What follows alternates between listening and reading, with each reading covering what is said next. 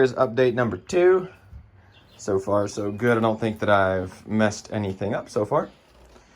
Alright, and it was pretty nasty. Air duct's fine. Plug-in's fine. This cord is fine. These pipes seem to be fine. This air duct is fine. That's all I've seen so far. I haven't gotten to the main electrical, but it doesn't look like. It looks pretty good to me. But yeah, I am good 70, 60, 65, 70% done.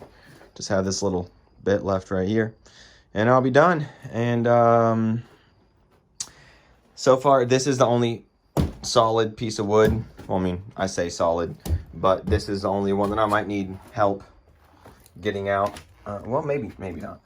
Maybe not. All right. Anyways, there's an update. Yeah. It's all dry rot.